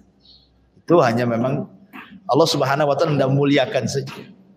Jadi ruh itu dari sini ada perbedaan ulama tentang penciptaan Adam dengan penciptaan anak turunannya. Kalau Adam jasadnya dulu diciptakan, baru ruhnya ditiupkan. Artinya jasad baru ruh. Tapi kalau anak turunannya ruhnya dulu diciptakan, baru jasadnya. Ya, itulah bedanya ya. Kalau Adam kan jasadnya dulu diciptakan. Setelah jasadnya jadi, baru Allah ciptakan ruh, baru Allah tiupkan sendiri. Jadilah Adam. Kalau anak turunannya enggak, karena sebelum Adam punya anak turunan, Allah usap punggungnya, keluar ruhnya. Padahal jasadnya belum diciptakan, tapi ruhnya semua anak cucu Adam sampai kiamat langsung keluar dari sini. Dari punggungnya Adam tuh. Nah, jadilah ibu-ibu. Ibu di perut ibu, kemudian jadi janin 4 bulan, ya kan sudah jadi bentuk orang tuh 4 bulan. Malaikat ruh ngambil ruh di alam ruh sana. Diambil, masukkan 1. Jadilah dia orang. Gitu ya. Nanti ada lagi yang umur 4 bulan di janinnya, ambil lagi malaikat ruh di alam ruh, masukkan lagi di situ. Dan akhirnya sampai habis ruh di sana dengan habisnya jasad di bumi. Artinya begitulah, sebanyak itulah turunan Adam. Terus Ustaz, yang ketika dikatakan ketika manusia sudah wafat, maka kan itu dari asal Tuhan itu dikatakan dan itu yang kita katakan maksudnya apa dari itu secara ada Tuhan nasional yang selama ini masyarakat kita kan disimpan di dewan itu ketika dikirimkan oleh Allah kepada mereka di bumi itu bagaimana kisahnya itu? Kenapa ada yang diangkat lagi itu? Kenapa yang itu sampai umumnya angkat? Bukan, ini kan cerita ruh pertama kali keluar. Oh, Cerita awal pertama kali ruh keluar itu dari situ. Belum ada badan satupun. Belum ada. Ya, belum tercipta siapapun kecuali Adam saja sama Hawa. Oh, enggak lain. Kalau orang yang sudah dimasukkan ruh, mukmin nih, dimasukkan ruh. Kemudian mati mukmin ini.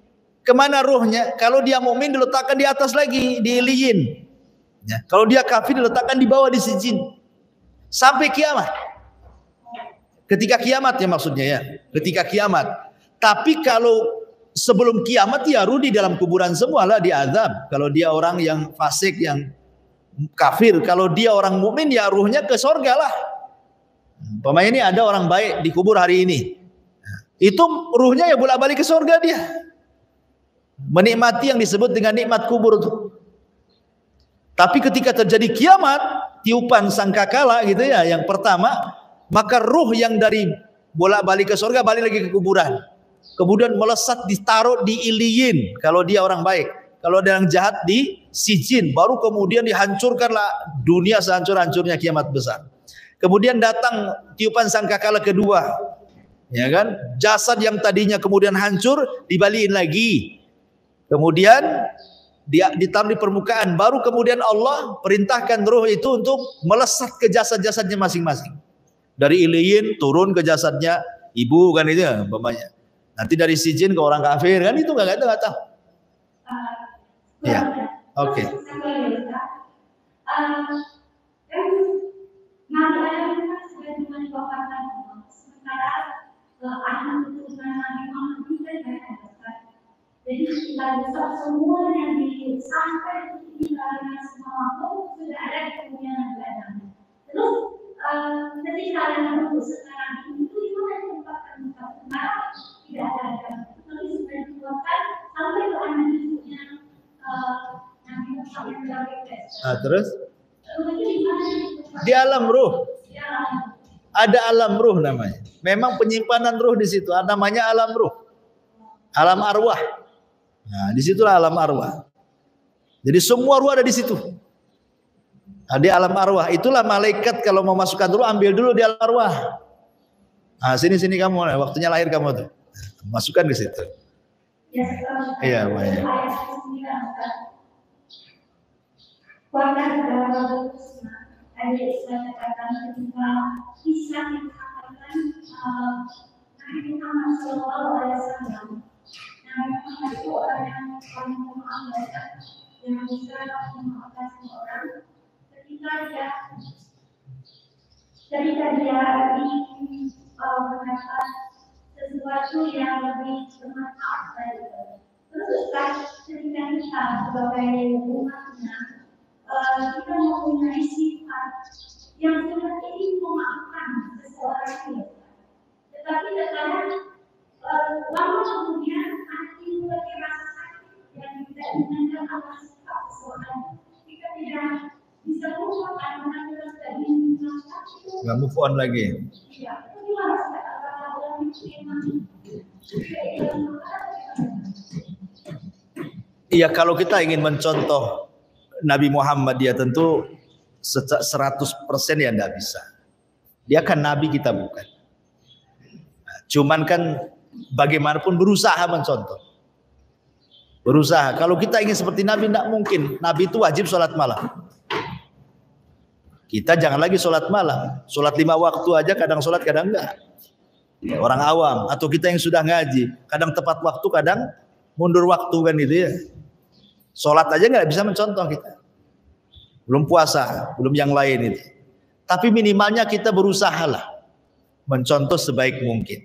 Makanya kenapa kemudian Nabi pun bukan berarti kemudian tidak pemarah, pemaaf, tidak selamanya. Lihat kesalahannya. Contoh ketika Usama bin Zaid membunuh orang yang mengucapkan la ilaha illallah dalam peperangan, Rasul marah. Dan mengatakan, ya Usama, apa yang akan dilakukan la ilaha illallah di hadapan Allah kalau dia nanya, kau bunuh orang yang mengucapkannya. Sampai terus ngomong begitu Rasul, sampai Usama mengatakan, laitani aslam tu yaumaidin. Duhai kiranya aku baru masuk Islam. Sebab kalau orang baru masuk Islam tidak dimarahi kayak gini. Ya kan, artinya ya terkadang Rasul lihat kasusnya kan. Atau ketika sahabat yang lewat di pohon bidara ketika perang Hunain, tiba-tiba mengatakan Rasul, buatlah pohon bidara kayak gitu katanya. Karena dulu pohon itu di zaman musyrik kami suka ngambil berkah di situ. Rasul marah lah, ngamuk. Kata Rasul, kalian ini kayak orang Bani Israel aja. Baru diselamatkan mau kafir lagi gitu. Jadi lihat kasusnya. Taib, kembali kepada sikap tadi. Apakah kita ketika kita berusaha untuk memaafkan, tetapi setelah kemudian berpikir, tak jadi, masih sakit gitu. Itu manusiawi sebenarnya. Tapi niat yang baik itu kan pasti dicatat. Contoh nih, Ibnu Umar radhiyallahu anhu pernah suatu ketika kehilangan unta dan penggembalanya dua-duanya. Penggembalanya hilang, untanya pula hilang. Kemudian beberapa hari datang ini penggembala budaknya Ibnu Umar yang gembala untanya itu. Kemudian mengatakan, wahai Tuan, unta-unta dicuri. Kata Ibnu Umar, lah kenapa kamu baru datang sekarang? Karena bukan hanya unta saja dicuri, aku pun dicuri katanya. Kemudian kata Ibnu Umar, loh kalau dicuri, kenapa kau di sini? Aku kabur. Kenapa kau tidak kabur ke tempat lain saja? Kau kan budak. Kalau kabur ke tempat lain kau merdeka. Oh enggak, karena aku suka dengan engkau, wahai Ibnu Umar. Kata benar, betul kau suka denganku? Iya, kalau begitu ku merdekakan kamu. Beberapa hari berikutnya, budaknya bercerita, wahai Ibnu Umar, unta-unta yang dicuri kemarin ada di pasar sekarang. Ayo kita ambil. Kata Ibnu Umar, ayo kita ambil. Ya, kita harus kasuskan ini katanya. Kita harus ambil. Oh, semangat Ibnu Umar itu karena unta-untanya udah ada di pasar tuh. Ketika sudah sampai pasar, nengok unta-untanya tak jadi. Kata Ibnu Umar kepada budaknya, pulang. Kata budaknya Ibnu Umar, itu kan untamu. Kenapa kau tidak ambil? Kata Ibnu Umar, enggak lah. Saya enggak mau ngambil di dunia, saya mau ambil di akhirat saja. Pulang dia. Itulah kalimatnya. Saya enggak mau ngambil di dunia, padahal sudah jelas untanya di depan mata tuh. Ibaratnya ibu nyuri, ada motor ibu kecuri, baru beli lagi mau motor Beat atau motor apa gitu Mio, curi. Tiba-tiba kemudian nampak pula motor itu di rumah tetangga. Oh, yang nyuri tetangganya rupanya. Pas mau ke tetangga mau nanya, nggak apa-apa, biarin aja lah, pulanglah, nanti saya ambil di akhirat saja. Kira-kira bisa nggak buka gitu? Ya nggak bisa lah Ustaz. Saya bukan Ibnu Umar kan gitu kan. Ya, tapi Ibnu Umar kayak gitu tuh. Nggak apa-apa, ambil aja. Saya nggak mau ngambil di dunia, saya ambil di akhirat katanya kan gitu ya. Artinya di sini bagaimana Abdullah bin Umar radhiyallahu anhu, satu sisi dia memaafkan, kan bisa aja mengkasuskan orang pencurinya kan. Ya. Sisi lain dia tetap mengikhlaskan hartanya. Karena bagi Ibnu Umar sendiri, dia mengatakan bahwa kehidupan ini bukan hanya di dunia. Ada balasan yang jauh lebih adil. Kalau saya ambil di dunia, selesai impas. Ya, tapi kalau saya ambil di akhirat, jauh lebih manfaat bagi saya. Nah, seperti itulah artinya, ya kalau kita punya jiwa pemaaf, ya sekalian kita maafkan. Tapi kan ada orang-orang yang tidak punya jiwa seperti itu. Ya, hanya berusaha untuk memaafkan. Ya sudah bagus itu. Daripada kemudian menaruh dendam 7 turunan. Nah, itu kan. Tapi sudah ada keinginan memaafkan, ya alhamdulillah. Tapi kalau belum move on, ya biasalah kan. Manusia. Ya terus saja latih. Atau umpamanya kalau memang tidak bisa memaafkan, tapi hari-hari ketemu di situ, akhirnya sakit hati, ya pindahlah ibu dari situ. Biar nggak ketemu orangnya. Wallahu a'lam. Iya. Jika seseorang bersalah atau yang mencuri, seperti itu mengatakan kita misalnya berusaha ya, terus kan di akhirat itu jika seseorang mencuri atau berkata yang tidak benar akan kembali diajarkan dia yang selesai. Mana lebih baik ketika kita mengadakan dia akan benar-benar dengan perkataannya atau dia bisa berubah terus dengan cara dan cara aku nanti di akhirat, tapi di akhirat nanti dia bisa sampai. Ya maksudnya ibu mau dakwai orang? Tidak, kita bermasalah. Kita biarkan aja kita biarkan urusannya tidak. Orang itu anggaplah menyakiti, ya, mengambil barang sesuatu gitu ya. Nah, pertanyaan apa boleh? Ya sudah urusannya di akhirat gitu katanya. Ya boleh, itu Ibnu Umar tadi.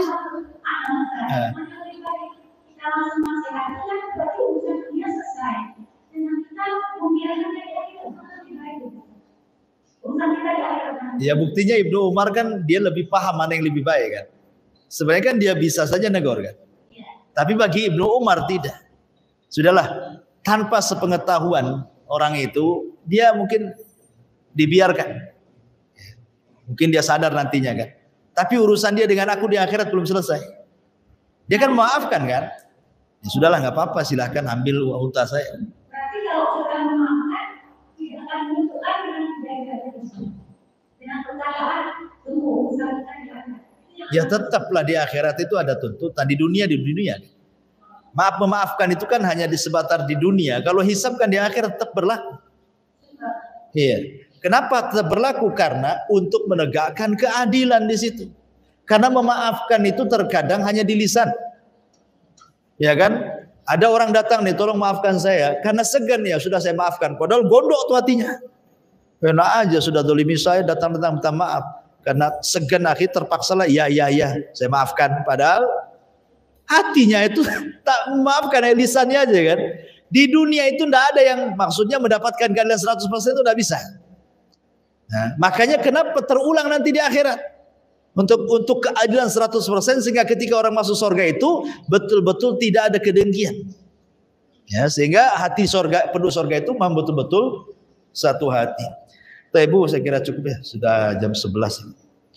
Ya subhanakallahumma bihamdika asyhadu an la ilaha illa anta astaghfiruka wa atubu ilaik. Allahu ta'ala. Assalamualaikum warahmatullahi wabarakatuh. Intinya bahwa tolong berakhlak kepada Allah. Membahas tafsir dari surah Al-Imran.